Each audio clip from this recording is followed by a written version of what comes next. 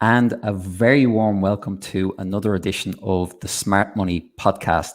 I'm your host, David Claxton, and I'm absolutely delighted to be joined today by my guest, Martin Gritton. Martin's a former professional footballer who played for 12 teams during a 14-year career in England, playing 355 games, scoring 66 goals as a centre forward. He was also part of the Torquay United team, which gained promotion to League One in 2003-2004. And since retiring from football, Martin has actually gone on to have a very successful career in media, as well as working in public relations. He's also a contributor to Whistleblowers, the football podcast, which I'd strongly suggest to anyone out there to give a listen to. It's great content, particularly with the Premier League kicking off soon. Martin, how you doing? Delighted to have you on. I'm good, thanks, David. Thanks for having me on. It's great to speak to you again. Yeah, for sure. And if you're tuning in today, we are live on YouTube, Twitter, and Facebook. Definitely give a subscription to A State of Mind's YouTube channel and give a like to this video. It really helps us out. Currently, we're at over 12,000 subscribers, adding more shows and more content on a daily basis. So I'm sure you're going to find something you like. So Martin, after that, having you on, it's great. In terms of some of the topics we're going to cover today, we're going to be a Euro 2020 free zone today as well. My colleague Colin Watt has kind of been doing a daily Euro show with a few colleagues. So with having you on, you've a fantastic kind of career, 14 years as a pro, primarily in England. We're going to look at the state of the English Football League. And it's very timely because obviously with the COVID-19 pandemic, the world of football, finances in particular, because no fans in the stadium, have been really severely impacted. So looking at this, the English Premier League, just as COVID was starting to bite in 2019, 2020, their clubs saw a combined loss of £1 billion. So with that in mind, the English Football League, what must it be like at that level from your experience? Is it scary times ahead for these clubs? Yeah, it's staggering, isn't it? Those numbers are just mind-boggling. I think, lower down, a lot of those clubs run week to week, month to month. You're basing your income on your gate receipts and you need that constant stream. Some of the clubs I played for, if we had games cancelled at Christmas, it would impact us and, put us in a position where sometimes it was tough to pay players their wages on time. So the pandemic obviously created a unique challenge, but also literally just stopped business for these clubs completely. And one thing being on the playing staff, but you think about all the other lives that are affected, that basically are almost event staff. So people that are stewards or security or people that even sell the merchandise or even the programs. All these people are kind of dependent on the income they get from football clubs, and perhaps seeing the impact on that is kind of staggering and obviously a massive concern. And I suppose, the UK or, England, if you want to say, is home to a huge domestic league. Like the EFL is huge. We're talking 72 teams dotted all across England and Wales. And as you said, that infrastructure is huge, particularly in, say, some of these towns, which they realistically are, where there might not be that many jobs. Do you think with, COVID, some of these clubs might go bust, nearly like Bury FC? Well, yes, certainly. I mean, some of the clubs that I played for that are almost a focal point of the town. Grimsby Town had a great team in question. They don't have any other sports teams of note that are professional level. So the football clubs are kind of a heartbeat and something that would get the community together, and their fan base was brilliant. But yeah, in reality, these clubs were running a shoestring anyway. So you sometimes see the commercial manager be, doing a lot more work than be one person rather than a team of people. Same with the marketing, social media, this sort of thing. So that's a huge thing for these clubs, and I suppose that side of the profit and loss, they can look at it and maybe say, right, how long can we sustain this? But if you've got a playing staff and that, the significant wages of the playing staff, that's a whole different question. And obviously we've seen how that's had to be rectified, and basically the EFL kind of having to go cap in hand to the Premier League, and also the culture secretary and almost demanding that the game be supported, because you're right, there's 72 clubs. It's staggering that many professional teams underneath the Premier League that are supported, but even go down into the National League. And that's where, I cover some games on the radio for Torquay United, and we're seeing some of the clubs that they play in. Again, these are semi-professional teams, but again, they're run almost like some of these League Two teams. So you go up to League One and you look at some of the bigger clubs and you say, well, they can survive. But it's, I think all of the clubs had to come together to kind of collectively make sure that the future of the smaller clubs was secure by basically getting that bailout. For sure, and we'll dive into that in a second. But something you raised there, which is quite interesting, and again, given your kind of background as a player, over 14 years, what's it like as a player when, say, you're coming towards, and again, the contracts of that nature in a League One or a League Two, it might be season to season, or even a trial, and then maybe until the end of the season, a player might be able to gain a contract for. What's it like as a player when you're coming towards the end of your contract and you're thinking, where am I actually going to be playing football next year? What's that like for the mindset? Well, it's incredibly stressful. I think the first thing is that you're almost set up to have that mindset going into it and go, well, look, anything can happen. So, if you get a 2-year contract when you're coming through, you're like, great, this lets me plan. Say you've got a young family and get these are the things outside of football that are important. But fundamentally, if you're concentrating on the game, you're playing. And also, if you're doing well in those situations, you're like, well, I don't want to sign a new contract. I want to perhaps go higher up, or I want to wait and see what I can get. Now, if you get injured in that time, and you would see players that kind of then be treated by clubs that they were like, well, you didn't show us any loyalty. Why should we show you loyalty? And this, it's a real dangerous, cutthroat sort of world. But that's the world you enter. And I suppose you go in with no expectations. I think towards the end of my career, I was almost, I don't know what the word is, sort of institutionalized towards this is the mindset. So I should be able to maintain this sort of contract and this sort of, for a few more years if I can stay injury free. So, because enough managers and they know what to expect of you. But a young player coming through, you're absolutely right when you talk about trials. When I was at Plymouth, I remember that I was being asked to play for the first team in League Two for nothing, basically. They were like, well, you should be grateful for this opportunity. Now, I started scoring goals and it immediately put them under pressure to secure me on a contract. But, if I hadn't scored goals, if I got injured, you've got no security. That's where the PFA and people like that step in. So I'm sure we'll come on to some of that later on. But yeah, the football families, that's where it's really important, and kind of having the right mindset to cope with that sort of stress. And even in terms of that must have been extreme. Like, say in that stressful situation, you're coming towards maybe 3 months before your contract is up. How do you focus on football? Is it just, I have to, say in your position, just as a forward, I just have to score goals to either put myself in the shop window or get a contract extension? Like that must be extremely difficult to focus on your day job. Yeah, absolutely. The one thing is, it gives, as long as you're playing in the team, you've got an opportunity. You've got an opportunity to show your talents, and then essentially, if you don't get a contract, you've only got yourself to blame. It's when you're out of the team and you don't get that opportunity, and you're thinking, right, how am I going to rectify this? So, you're up to chance in the summer. You're begging someone for a trial at the beginning of the next season. That's the nature of sport, though, David. I think it was interesting to see some players that would have a brilliant first half of the season. They'd be scoring freely, and then either they'd lose some form or maybe get a knock, and then not have a great second half of the season, and just seeing their value plummet. Whereas if a player had a great Easter, it's like there was a lot of games over the Easter break, and score a few goals, and then suddenly you're in the headlines and everyone's taking note of you. And I would think, but these two players have scored the same amount of goals over the season, but it's that form that sticks in managers' mind. So timing was everything. And a few of my perhaps more successful moves, certainly contract-wise, were almost when managers were under pressure. So around Christmas time, that January transfer window, a manager who said, well, we need to get players in, and I was a big striker, so maybe move to a team that was struggling, but I would have that leverage over the manager to say, well, look, I'll come, but I want a good contract.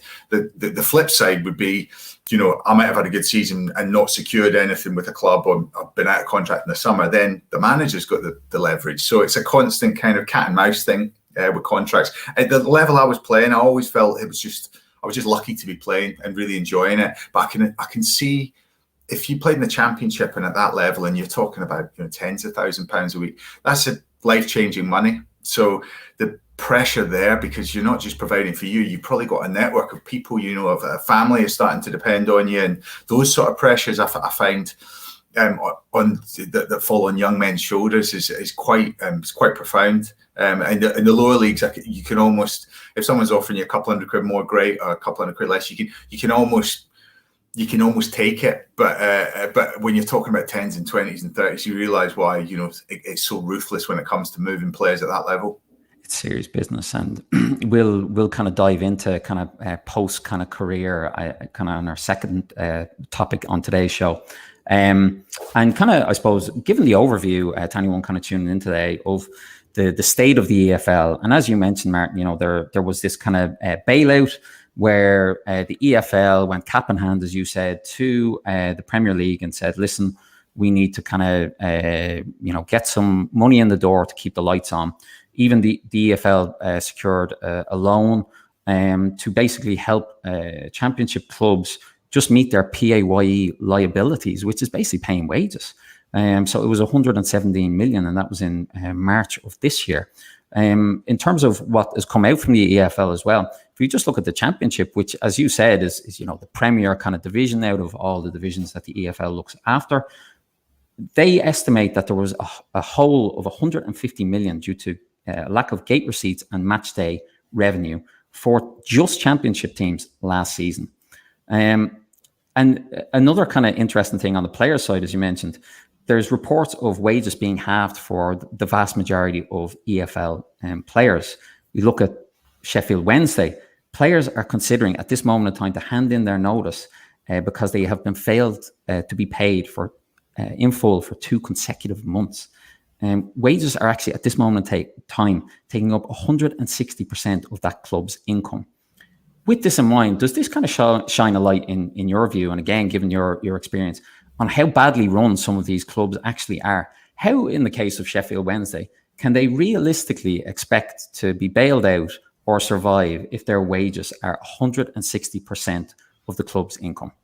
Well, that's a really interesting question. That shows you how much that they're basically run on a knife edge. That income is, the gate receipts are kind of essential for the day-to-day running. Now,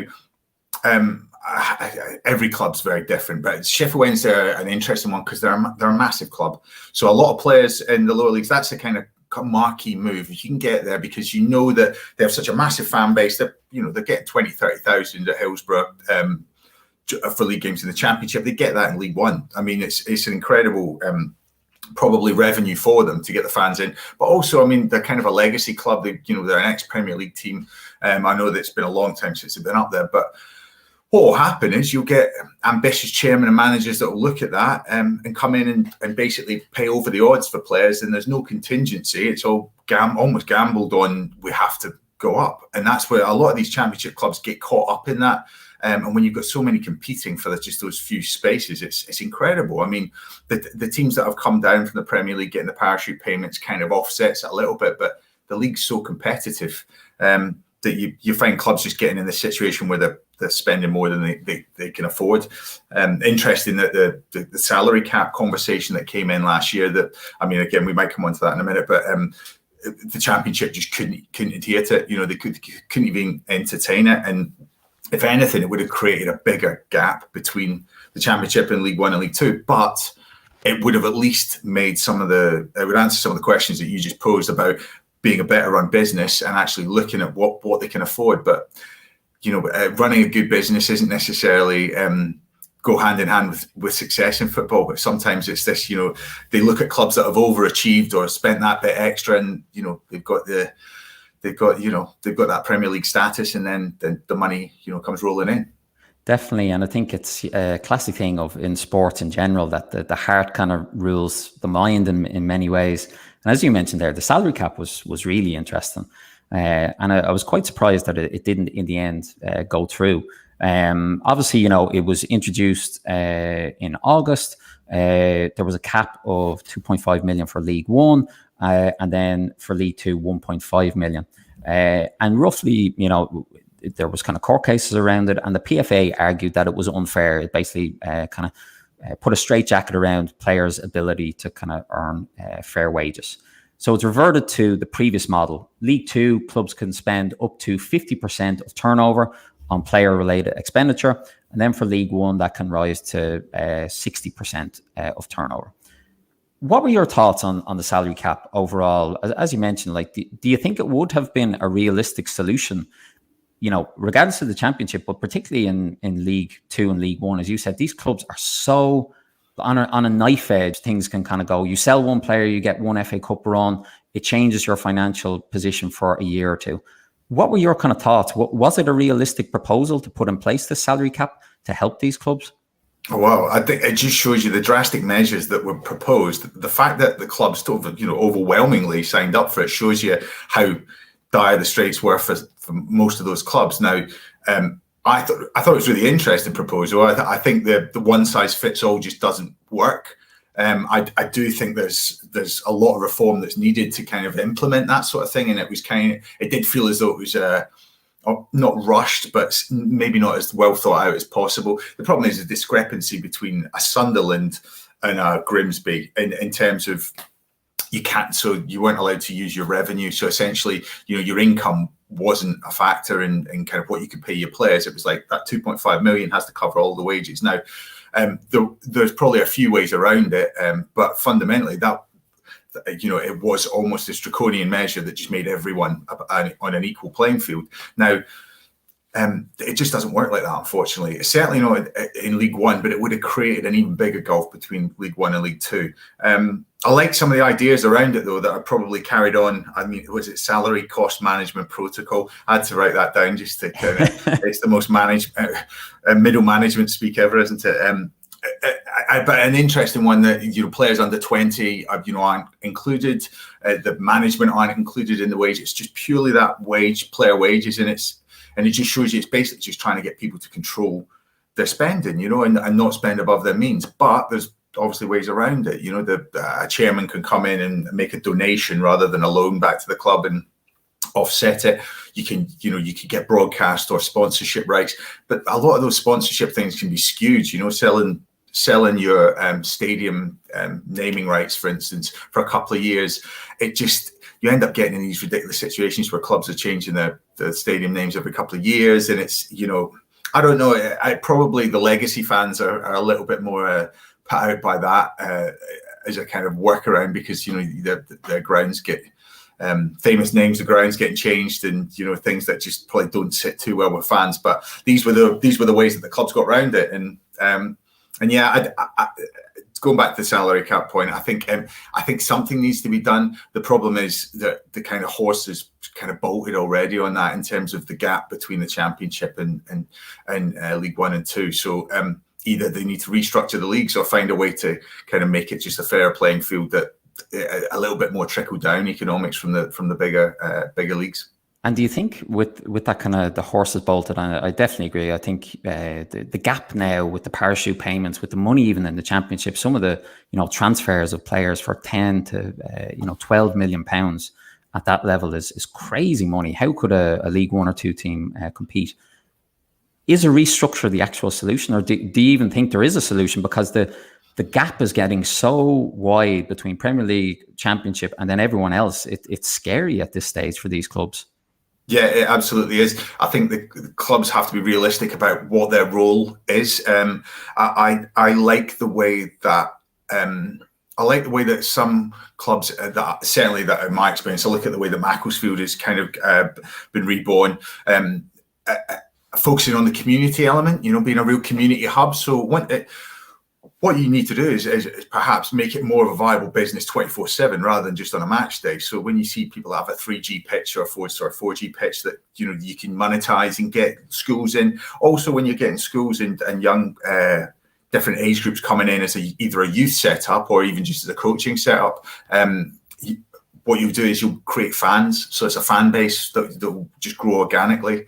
Then what you start to do is you'll get more parents and families and business owners coming to the ground. And I think that's the big thing for me in the clubs that I've played at, that the erosion of trust and the bond between the community, that people that would often put their hands in their pocket and say, do you know what, or if the ground needs a lick of paint, if you guys will get together and do that, or if the electrics need doing, you'll get a local business in, and or if, you know, but basically you get owners coming in and say, right, what assets have we got? We'll sell the training ground, we'll try and get the team a bit better, and, you know, basically just do things that weren't long-term planning or very short-sighted and you know, based on achieving success there and then rather than planning for the future. I think clubs, you know, have a bigger responsibility in the community. If they want people to help and bail them out, and certainly if they want taxpayers' money, they have to be more than just this aspirational thing about being a professional football club. It's an opportunity for them to bring the community together.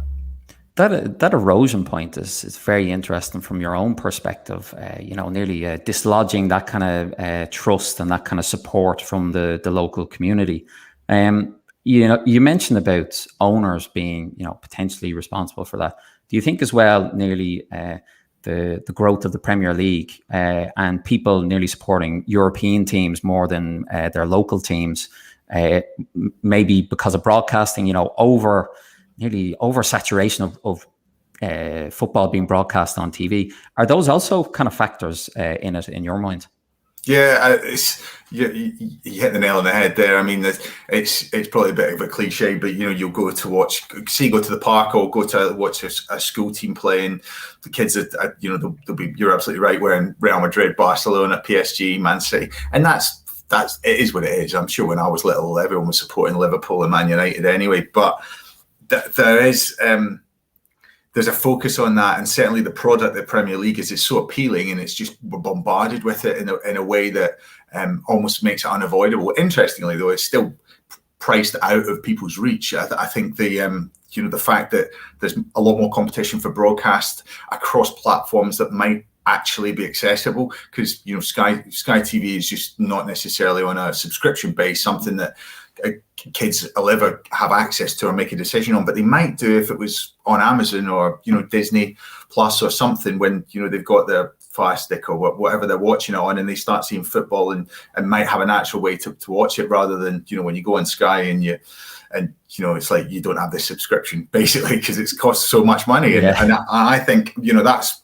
not to go on too many tangents, but it's been the death of other sports. You've seen cricket really struggle because people haven't been watching it. I think football will always survive because it's part of more of a national fabric. It's, you know, as you say, the Euros is on at the minute, and getting to watch the team, and it'll get people always interested in football. But I do think that I do think the Premier League has kind of eroded maybe the fan bases. Not just we talk about loyalty, but certainly you just the access for people to watch their local team. Definitely, I'd agree. I think it's actually a sad indictment. You know, the Premier League has been great in some ways, but this is it's breaking the bonds with these kind of local kind of teams. And as well, even from the Irish example, you yourself, Martin, you actually played for a short time in Ireland with Shelbourne, one of the kind of semi-professional, professional teams in Ireland. And Bohemians is a great example, one of Shelbourne's biggest rivals. And they have built a community model. It's a members-run football club, and very much as you kind of alluded to, they've really gone beyond just being a match day kind of experience. It's integrating the community into match day, but also bringing people to the stadium on non-match days, getting young kids from local schools in there. And maybe, you know, you look at those type of approaches, and I'm sure a lot of, you know, clubs in England are already doing this, but it's nearly rediscovering the roots to the community. And as you said, these people are primarily paying the players' wages and keeping this club afloat. So it really is a back to basics story in my mind, I think. Yeah, absolutely. A really interesting point there. The community-owned clubs. You look at the success of those. Chester was one of those clubs that kind of the fans all got together and changed. As they were progressing back up towards the league, they never didn't quite make it. But you've got teams like Exeter that have got that business model. These clubs also, you'll find that managers stay there longer. There's, you know, it's not a chairman that's making knee-jerk decisions. There's a lot more people making slightly more well thought out, or certainly group discussions about decisions before they're actually made. So I've enjoyed seeing the fan model. I think it's something that does work. It needs to be done properly as well and managed properly, because I think again, these are businesses, but at the same time, investing people into it, and certainly gives them a lot more ownership and feeling a lot more part of the success if they can achieve it. I think as well, part of that kind of fan model, I think one of the byproducts of that is, in my experience anyway, is fans are a lot more realistic with what is achievable, because they understand, or they have a better insight into what the finances are at some of these clubs. So if you look at the case of Sheffield Wednesday, it's a lot of hocus pocus going on here. You only get to see their financial statements on Company's House, which are just car crash. Otherwise, fans in the community model, they're members in effect. They get to go to AGMs. They get to really take part and understand where the problems are, where the opportunities are. And I think that we could see that kind of growing, because a lot of these clubs are probably on a very unsustainable model moving forward. And I suppose within that point, do you think, as I said, that with those community models, that fans are a bit more realistic because of that? They understand a bit more the pressures that clubs are under? Yeah, I'd say so. I think being a football fan, certainly in the lower league, being realistic is perhaps something that happens to you anyway. It's like sobering. From following Plymouth a lot this year and just seeing, having the glimpses of success and then going on a run, you see the fans, they can get quickly frustrated, but the aspirational dream, the fact that, they think, well, maybe we can, and maybe, always positive thinking. I think that sort of thing is great around sports clubs, and that's something that sport always brings. It's like, we'll always have next time, there's next season or next game, it's kind of always progressing. I think it's tough for fans to be completely realistic, but you're absolutely right. There is something that I suppose, as long as their club survives, that they're happy. Again, I'll use Plymouth as an example. They went up to the Championship and were competitive in the Championship, and then they really struggled, went through a massive kind of financial crash and had to regrouping. But the fans and everyone bailed them out and got, supported the club through it, and they managed to, maintain their league status. I think that's the most important thing. I think when you see teams like Bury folding, and how important they are to the community, that's ultimately, the worst case scenario, and it's really sad when you see it happen. Yeah, the Bury situation is a tragic case, and particularly for what that club meant to the community there. And thanks to Aidan O'Neill for coming into the comments. Aidan, how are you doing? And I suppose looking again back at the state of the EFL, some specific examples just to, I suppose, give the overview of how bad things are. Derby seemed to be, as much as Sheffield Wednesday are in crisis, Derby seemed to be in just as big a crisis. Obviously, Wednesday were relegated last season. In terms of Derby, they stayed up on the last day of last season, but now they're still potentially facing relegation for breaching accountancy rules. And the EFL, this is an incredible situation for me. The EFL has actually published an alternative fixture list just for Derby County for either the Championship or for League One. That is an incredible situation, isn't it? It's ridiculous. Bottom line, it's ridiculous. I mean, you can't have.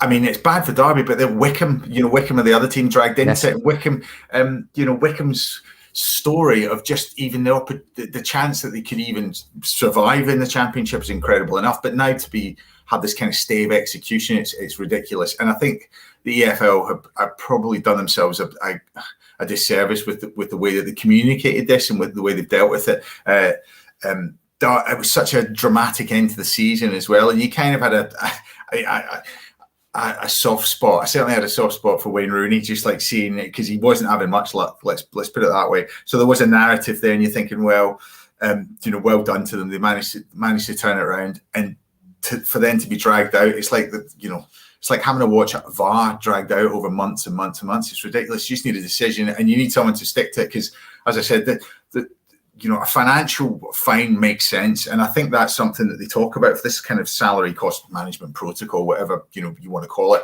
Basically, just financial fair play. But the fines are monetary. It's not taking points off yet, and I think you get into dangerous ground because, legal challenges or whatever. Now, I think Wycombe probably wouldn't be totally against playing the next season in League One, but just to have the opportunity to maybe even be involved in the Championship again is probably kind of an unfair thing to be dangling in front of them. It's grossly unfair. I completely agree. I think, as you said, it gives total uncertainty and nearly makes the league look like a joke, and that is badly mismanaged. And again, if we look at some of the other kind of teams, Carlisle United, as another example, they have a debt of 2.25 million for a club at that level. And the debt is secured against the club's assets, which includes the stadium. This brings us to the situation again with Derby, where some of their debts are rumoured to be secured against Pride Park, their stadium. So in effect, these clubs are betting on tomorrow and giving away their homes. This is completely unsustainable. Some of these clubs will definitely go out of business with these type of practices. This is it. I mean, this is the biggest problem. Is certainly the lower leagues, the most lucrative thing a club had was its real estate, and unfortunately, there's too. I suppose that they're too easy to give that up. I mean, you'll find the people that are making these decisions, again, heart rule in the head, or it's kind of that jam tomorrow situation. It's like, well, let's just get success now, and I'll be forever remembered as that person that delivered this. And it's like, well, it's not sustainable.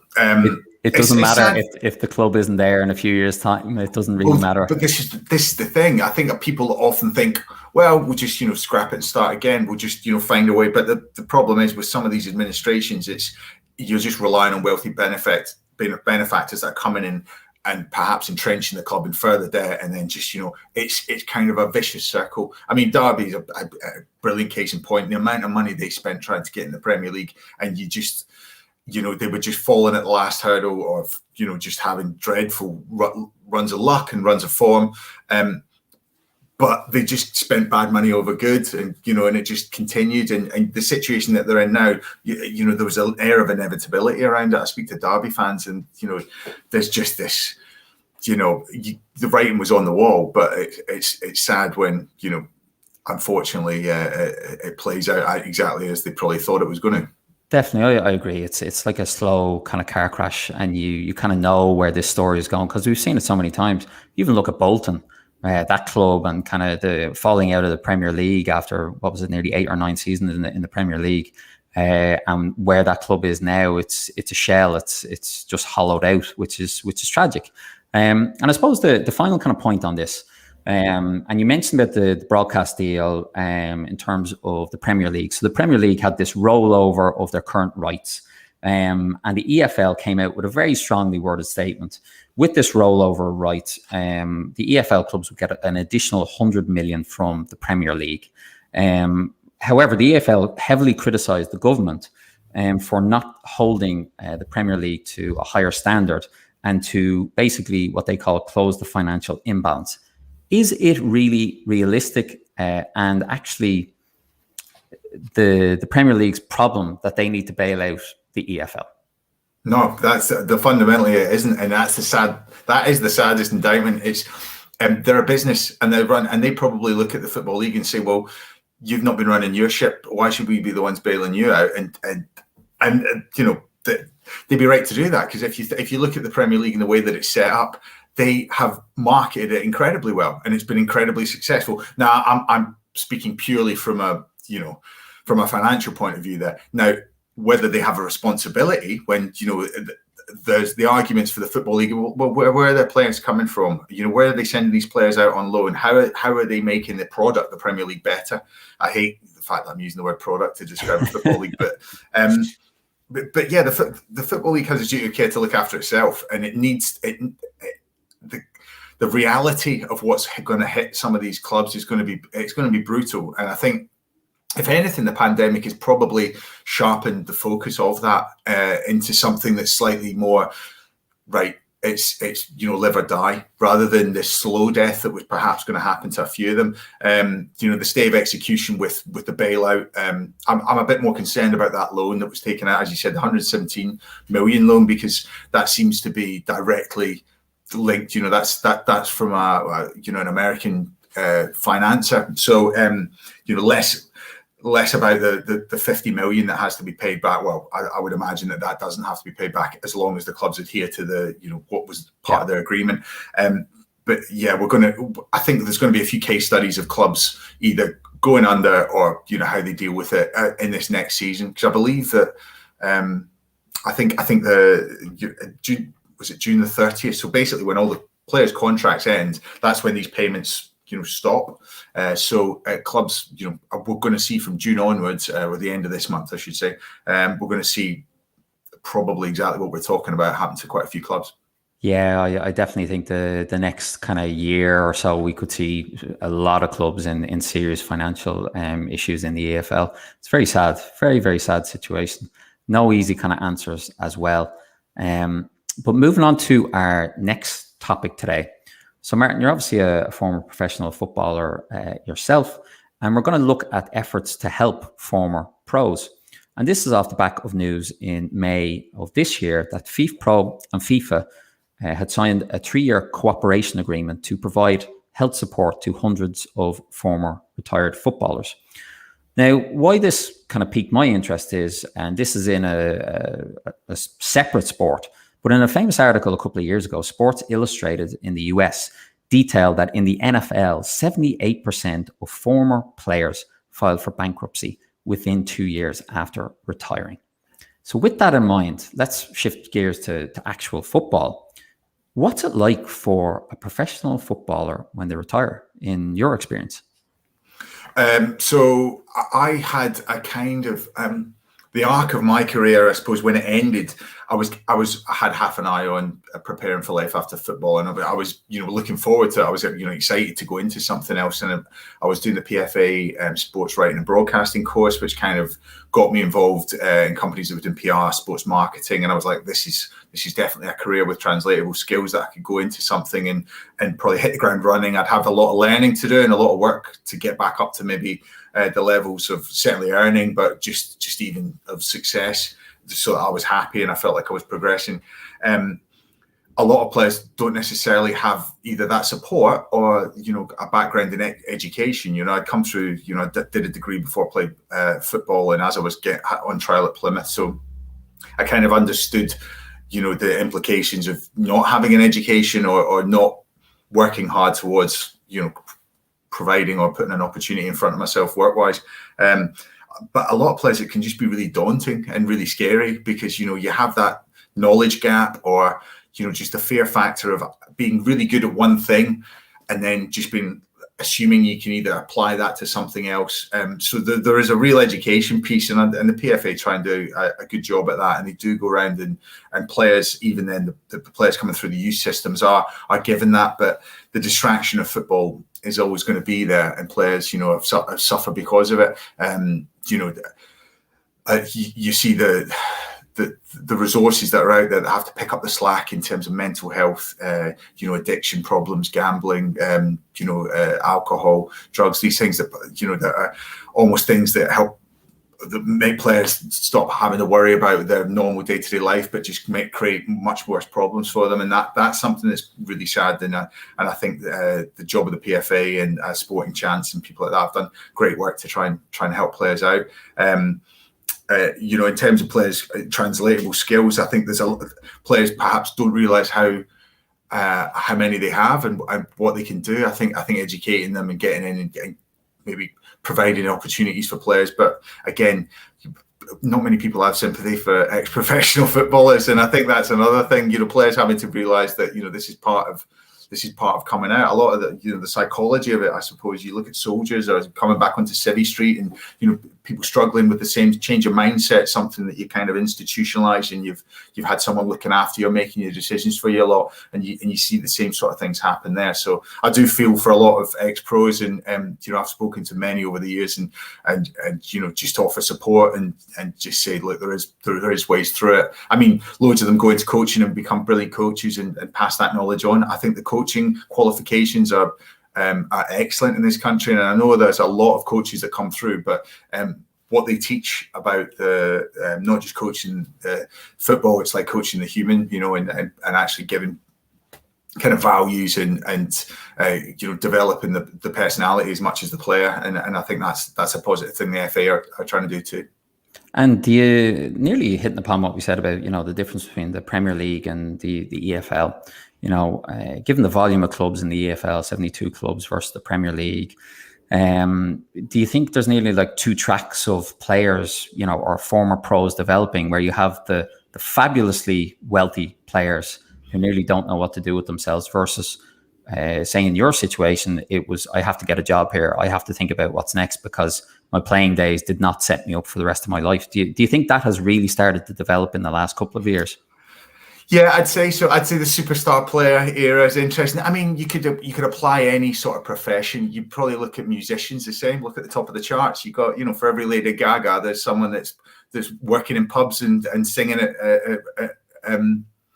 weddings and stuff, and having a great career and loving doing it. And I was just a working pro. You see it. In the interesting things when we still get to watch the FA Cup, and you'll see the non-league teams getting to play the Premier League teams, and there's still a certain romance about that, and I do enjoy seeing it. But I mean, I suppose we are seeing just an enormous gap between the Premier League wages. I mean, back in the 80s and 90s, you would almost see the players that can work their way up through the league. You'd see guys come from smaller clubs, and maybe the gap was smaller. But I mean, the quality of these footballers as well. I mean, I've got no issue with them earning ridiculous money, because I know how it equates to the rest of the world, the financial world, or the music business, or the films and TV. These superstars are getting paid massive amounts. I think the players are, they get paid what their value is, and good luck to them. And as I said, they're supporting families and networks, and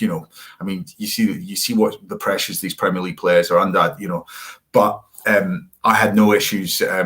Just enjoying my career and earning what I earned, and it was some good days, some bad days, but I had some brilliant memories that I will never forget. That's amazing. And to have that kind of perspective and that kind of realistic perspective as well.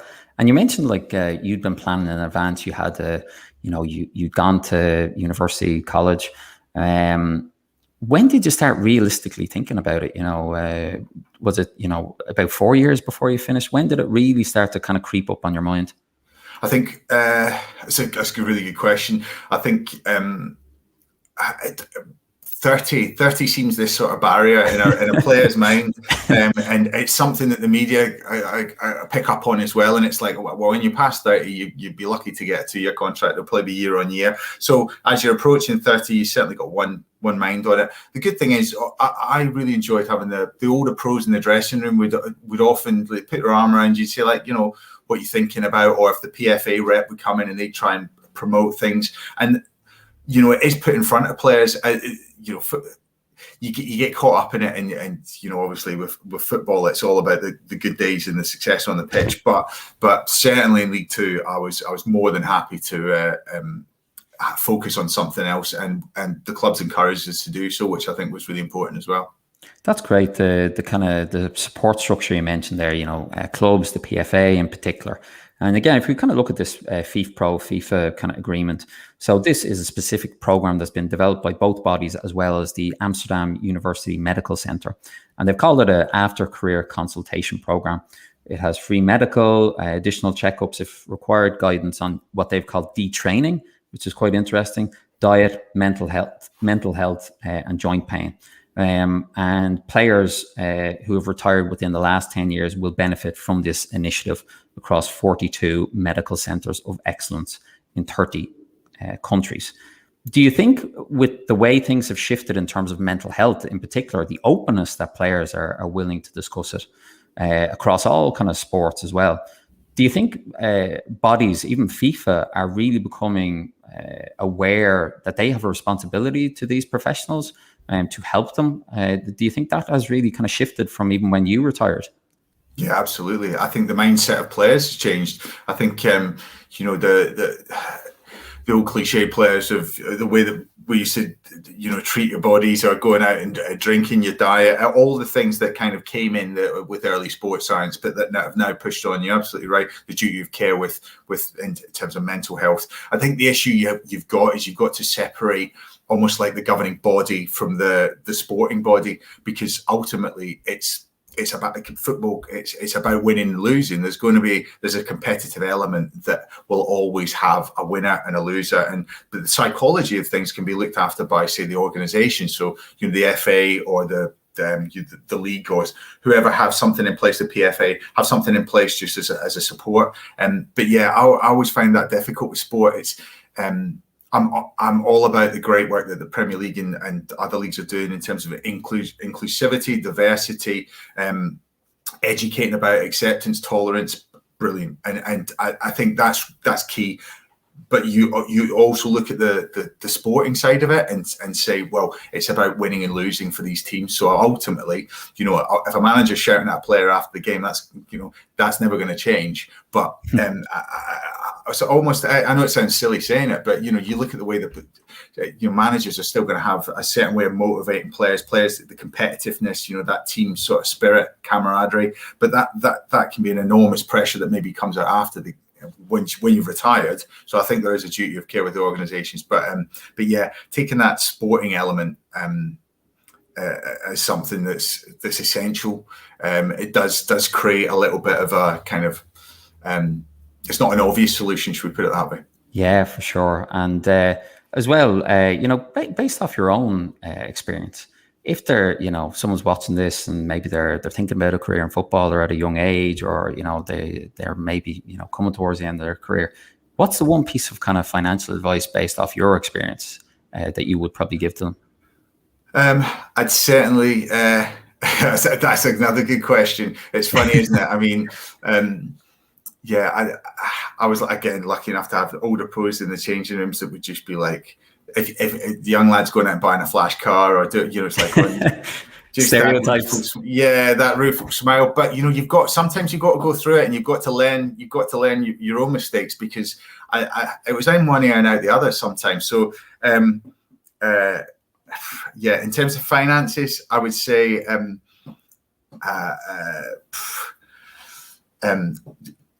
Get a savers account. Well, it'd be a cliche, but yeah, you always got to have a rainy day in the back of your head, because try not to live for the month, live for the year. Plan it out a little bit more, because but yeah, those wages can certainly performance related wages can dry up quickly. Definitely, you're only as good as your last game in many ways. And just like within this kind of this area of players' health in a general sense, and we'll just kind of finish off on this topic and then kind of move on to our final topic. But with that in mind, players' health is something I've been thinking a lot about. Last week, it was announced that the away goals rule will disappear from next year's European club knockout ties. So tied games will be now in Europe decided by extra time and/or penalties. The first thing that springs to my mind when we think about this health issue and players and their joints and all this type of thing, the older they get, this means more playing time yet again for players. And we are looking at an overall situation, and we've discussed it many times on this podcast before. The Champions League, the new Swiss model, we are moving from 125 games to 225 games. The European Championship this year has gone from 31 games to 51 games. There will be a new competition next year, the UEFA Conference League, which we discussed on the last episode, which will have 141 matches. The World Cup itself in 2026 will go from 64 matches to 80 matches. This, in my mind, is not sustainable. Players are going to break down. They're going to retire a hell of a lot earlier. What do you think? You came from the EFL, where the volume of games in the Championship and in the EFL is crazy. The volume of games you would have been playing even a couple, a decade ago. What do you think of this nearly explosion in games? Well, yeah, you're absolutely right. There's going to be a point where it becomes an issue. I mean, it already is. The managers aren't happy with the current setup, because Premier League clubs can kind of have a big enough squad to rotate it and to to accommodate it, and that seems to be the way that they've certainly dealt with the compressed Premier League season. We saw an incredible amount of injuries, but you had enough squads maybe to rotate and to manage to get 11 bodies out on the pitch. Further down, I think I just don't know when clubs are going to be able to. You almost don't train to get better. You train. It's like match management. It's like literally you're just getting the team back out on the pitch.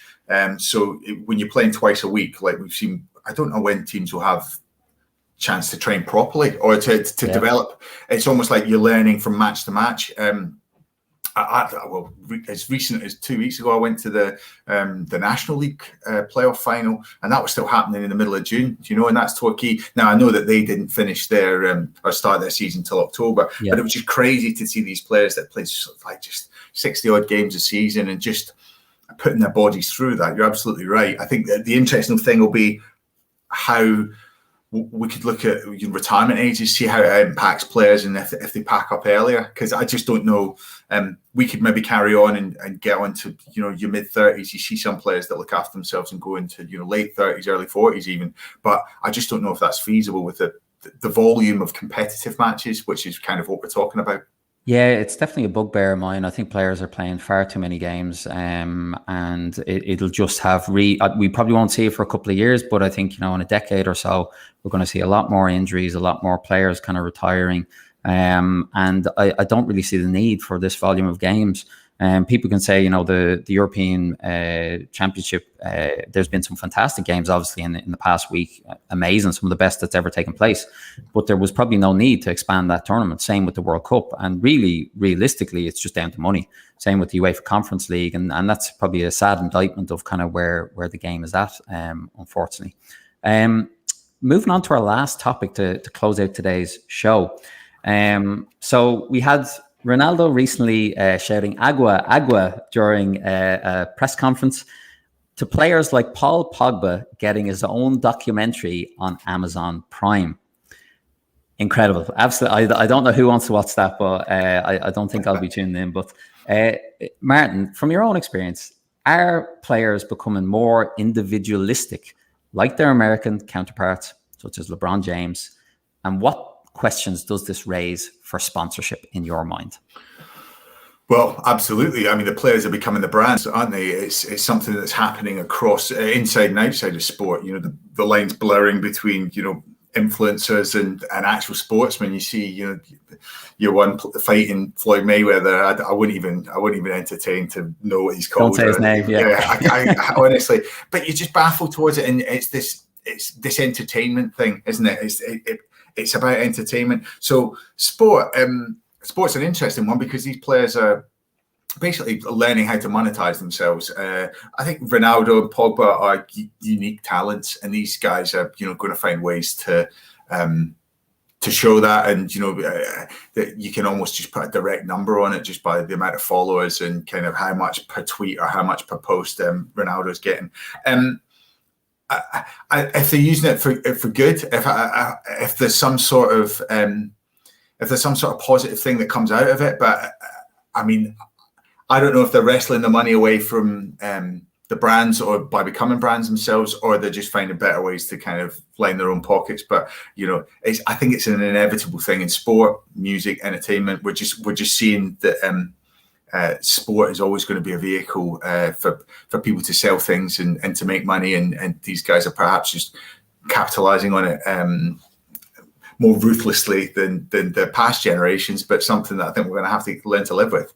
I see a big problem come for myself and yourself and the industry we work in terms of public relations when you've got a sponsor and Ronaldo goes off the reserve, disrespects a certain brand publicly in front of all cameras, creates a huge social media reaction, news reaction. And then you say from a club example, a club sponsor that's maybe an alcohol brand or a fizzy drink, whatever type of brand, and a player goes off the reserve like that. Like as a PR person, you must be tearing your hair out. That's how I would feel.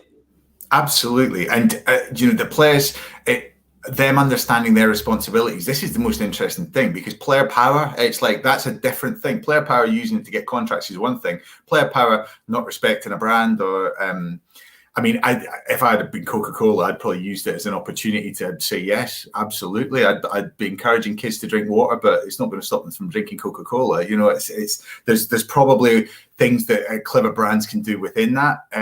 But yeah, getting players on board to a club message. I remember when Yaya Toure was leaving City, for instance, you know, just the kind of things he was putting out on his social media that the club couldn't really control, but it was a kind of PR nightmare, you know, talking about leaving, not being happy, didn't get a birthday cake, all these ridiculous stories.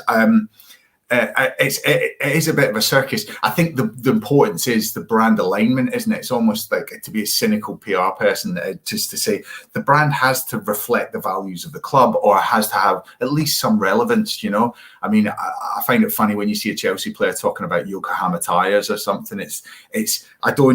I don't associate that brand with, I don't go and buy tires if I'm a Chelsea fan and say, I'll get Yokohama tires. You know, it's like, but I can see a benefit for, I don't know, a local business that sponsors, you know, like when I was at Macclesfield, the Cheshire Building site, it was like, oh, it's a local business supporting, maybe, you know, if I was a Macclesfield fan, I'd take out an account with them. Something that resonates, and you know, finding that, again, you see it, Jose Mourinho is a brilliant example. The man is just a force of nature when it comes to putting his name to something, and you'll see him on any advert.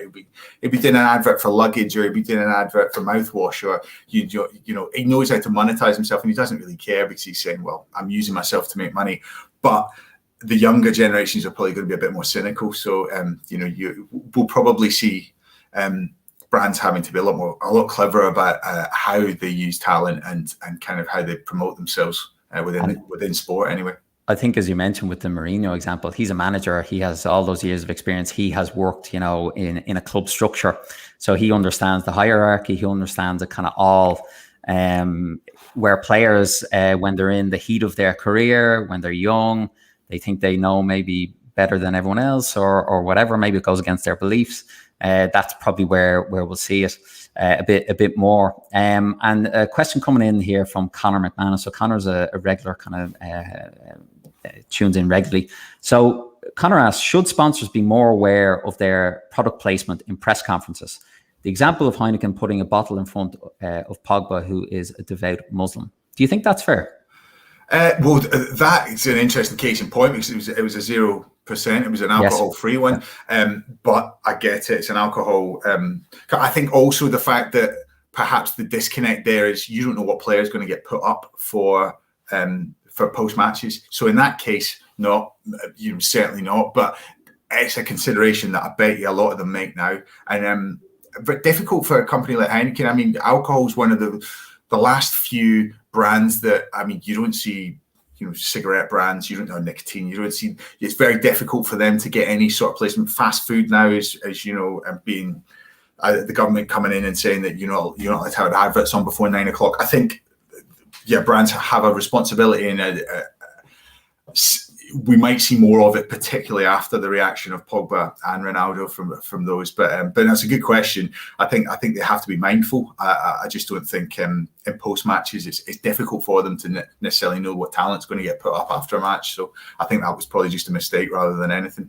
Yeah, I think it might actually change how they do things, as you said, where maybe they'll put it in the background now they already have those kind of movable backgrounds with the sponsor's logo, but they might kind of redesign it that way, in that players can't really interfere with those type of things. So you just have to sit there, and that's the way it is. I think these brands are paying so much money for this placement that they really have to get a bang for their buck, and someone will be in deep trouble if they don't. And I suppose just kind of closing the show out today, have you been surprised by how much football has changed in terms of that brand and individualistic kind of perspective of players since you retired? Yeah, I suppose I always, even in our generation, you know, even back to the 80s and 90s, the superstars always existed. I think it's just slightly more commercialized. It's just the way that it's gone to become pure business, almost pure business above sport.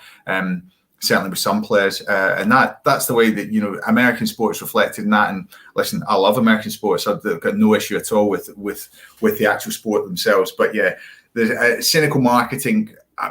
I hope that the fan and the person at home retains their cynicism in the way that the football fans rejected the Super League. I think that, you know, when push comes to shove, people want authenticity, or they want it to be believable. And I think, you know, the fan at home is still savvy enough to tell the difference. But yeah, I mean, you know, we're gonna have to deal with it. I think it's gonna get a little bit worse before it gets better. Yeah, and will you tune into the Pogman Terry? What's that? Oh, the Pogman Terry. Yeah.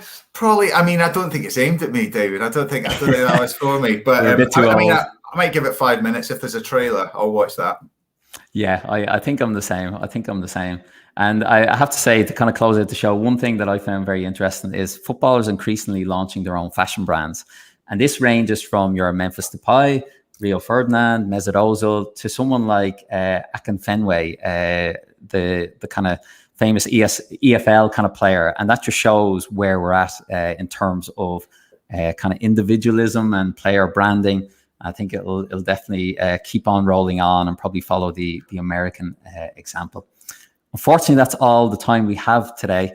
Martin, thanks so much for coming on. Amazing perspective from your own career. It was really great to chat to you. That was an absolute pleasure, David. Thanks for inviting me on. Great stuff. And we will be back in a few weeks. So definitely tune in to The Smart Money. Thank you for tuning in today, and we'll see you soon. Thank you.